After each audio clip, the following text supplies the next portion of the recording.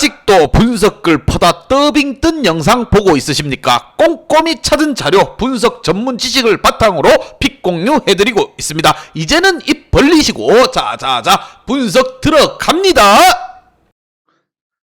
2월 11일 해외 축구 경기 분석 5경기 왕 선생의 3분 스포츠 분석 시작해 보도록 하겠습니다.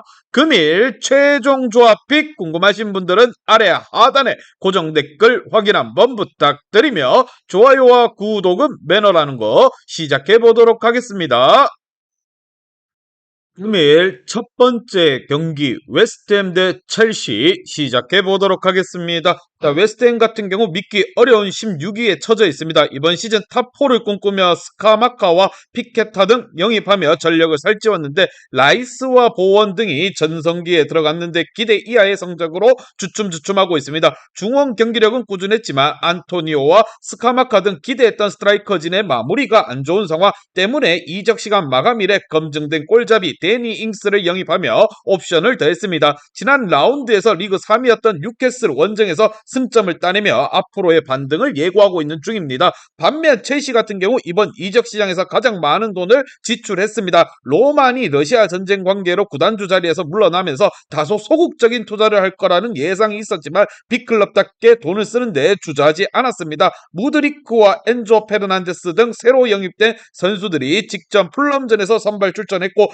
바디 아시리의 무엇보다 새로운 수비진의 옵션이 될 수 있음을 증명해 보였습니다. 과연 두 팀 간의 맞대결 어떠한 결과가 나올지 왕 선생의 프리뷰에서 정답지 공개하도록 하겠습니다. 자, 라이스와 수책, 파케타 등 홈팀의 중앙은 리그에서 어느 팀에도 밀리지 않습니다. 그러나 여전히 웨스트햄의 최전방은 결정력에 문제를 보이고 있다는 거. 주앙 펠릭스가 리그 징계를 털어내고 돌아와 하베르츠와 마운트와 함께 공격을 이끌 첼시가 원정에서 좋은 경기를 할 수 있다고 생각을 하며 마두에케와 무드리크 등 측면을 두들길 선수들도 있는 첼시가 확실하게 후반기 반격에 나설 것이라 생각을 합니다. 왕 선생은 이 경기 첼시 승을 말씀드리며 금일 핸디 어노바 최종 조합 픽 궁금하신 분들은 아래 하단에 고정 댓글 확인 한번 부탁드리겠습니다.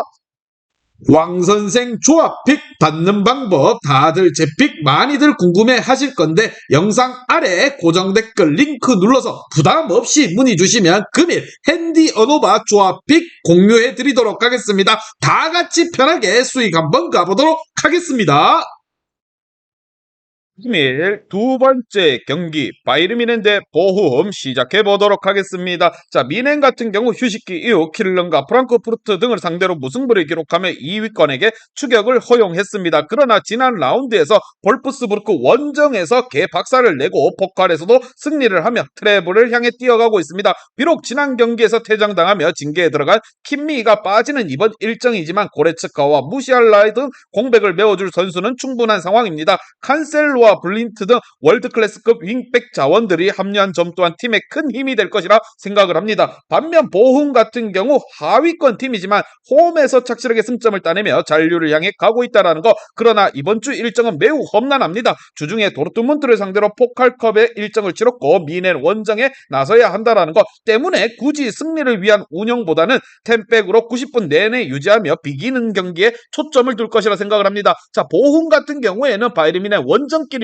그렇게 승점 1점이라도 추가하면 성공한 경기라고 예상을 하며 과연 두 팀 간의 맞대결 어떠한 결과가 나올지 왕 선생의 프리뷰에서 정답지 공개하도록 하겠습니다. 자, 미네는 비록 킴미가 빠지는 악재가 있지만 그래도 스쿼드의 강점은 확실하게 있는 팀이기에 크게 영향을 받지 않을 것이라 생각을 합니다. 일정상으로도 3일간 두 경기에 나서야 되는 보험이 더욱더 불리한 부분, 다음 주 파리 원정에서 챔스 16강을 치러야 하는 미넨이 전반에 승부를 가르고 로테이션을 돌리려 할 것입니다. 뮬러와 사네, 코만과 그나브리의 공격진이 경기의 흐름을 가를 머넨이 안방에서 승리를 할 것이라 생각을 하며 왕 선생은 이 경기 바이르민의 승을 말씀드리며 금일 핸디 어노바 최종 조합 픽 궁금하신 분들은 아래 하단에 고정 댓글 확인 한번 부탁드리겠습니다.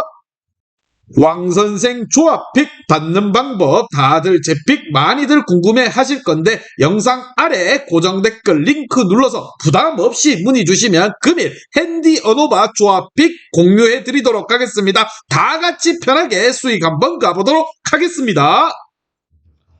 금일 세 번째 경기 프라이부르크 대 슈투가르트 시작해 보도록 하겠습니다. 자, 프라이부르크 같은 경우 도르트문트 원정에서 패하며 순위가 추락했습니다. 아우구스부르크를 상대로 승리를 하며 다시 선두 추격에 나섰었는데 강팀을 넘어서지 못했다라는 거. 그래도 홈에서 리그 누구보다도 많은 승점을 따냈고 있는 팀으로고 주중에서 포칼에서도 2부 리그 팀을 잡고 8강에 진출했습니다. 이 경기에 윙백 시틸리아가 빠지는 악재가 있지만 권토와 퀴블러 등 공백을 메울 선수는 충분한 프라이부르크입니다. 반면 슈트가르트 같은 경우 휴식기 이후 펼쳐진 4경기에서 승점 2점 추가에 그치며 하위권에서 벗어나지 못했습니다. 특히나 지난 라운드에서 브레멘에게 홈 패배를 당한 것은 충격으로 다가오고 있습니다. 유효 슈팅 6개나 기록하는 등 공격적으로 나서 상대를 밀어붙였는데 지라시와 카스타나라 등 무엇보다 공격진이 해결하지 못했다는 부분이 슈트가르트는 뼈아픈 부분입니다. 과연 두 팀 간의 대결 어떠한 결과가 나올지 왕 선생의 프리뷰에서 정답지 공개하도록 하겠습니다.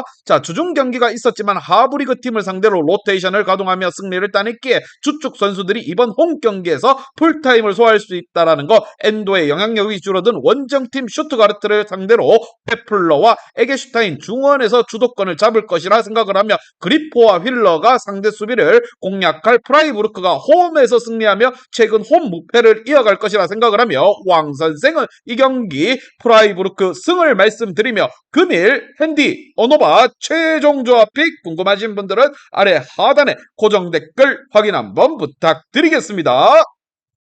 왕선생 조합픽 받는 방법 다들 제 픽 많이들 궁금해 하실 건데 영상 아래 고정 댓글 링크 눌러서 부담 없이 문의 주시면 금일 핸디 언어바 조합픽 공유해 드리도록 하겠습니다. 다 같이 편하게 수익 한번 가보도록 하겠습니다.